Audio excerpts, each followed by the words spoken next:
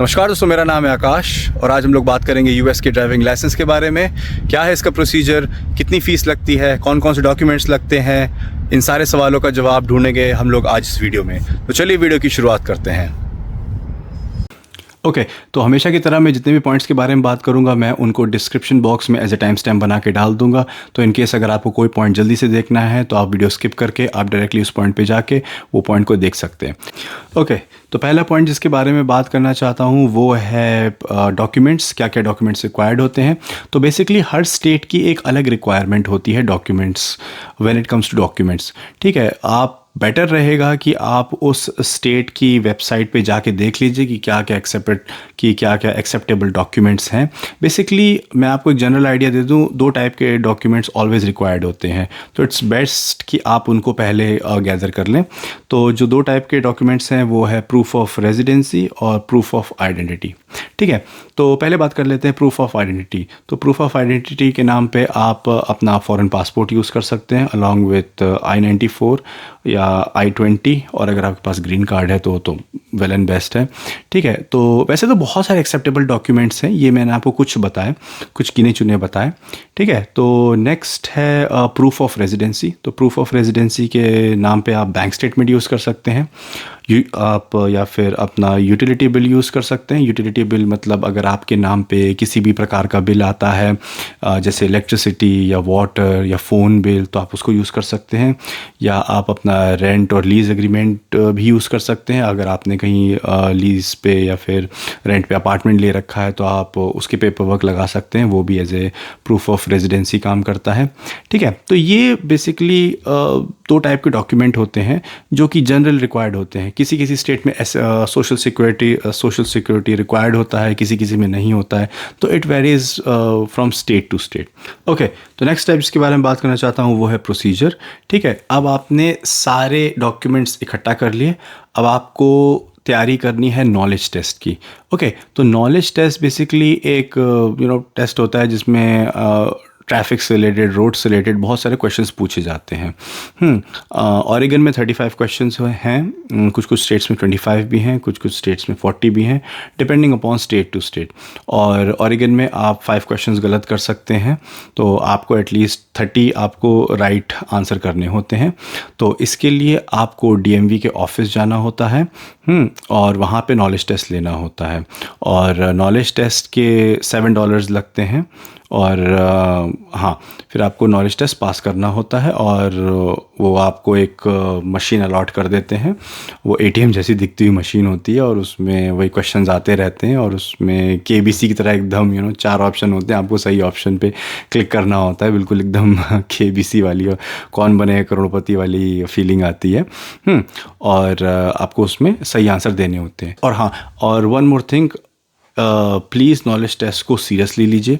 ठीक है, knowledge test के लिए आप क्या कर सकते हैं, या तो आप उस स्टेट की वेबसाइट पे जाके एक बुक होती है नॉलेज टेस्ट की, वो आप फ्री में डाउनलोड कर सकते हैं।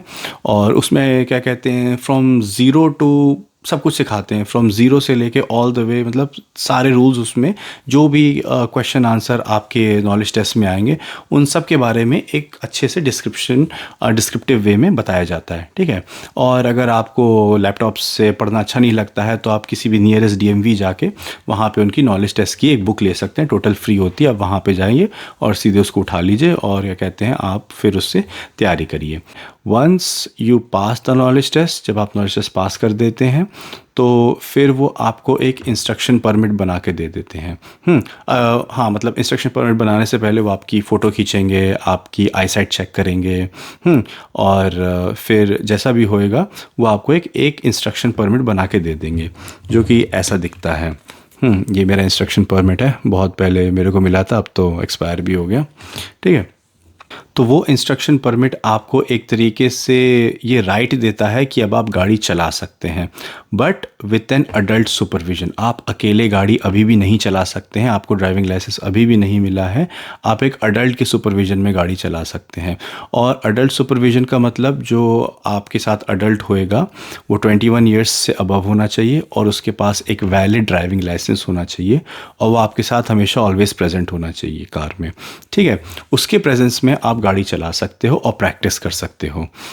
और आप ऐसे आप अपना कॉन्फिडेंस बिल्ड कर सकते हो गाड़ी चला के। और once you are confident enough कि हाँ अब मैं गाड़ी चला सकता हूँ और अब मैं ड्राइविंग टेस्ट के लिए रेडी हूँ, तो नेक्स्ट स्टेप इज़ आपको एक ड्राइविंग टेस्ट बुक करना होता है। आप ऑनलाइन भी जाके एक अपॉइंटमेंट बुक कर सकते हो DMV की वेबसाइट पे जाके, या फिर आप फिज़िकली उनके ऑफिस जाके आप एक अपॉइंटमेंट बनवा सकते हो अपने ड्राइविंग टेस्ट का।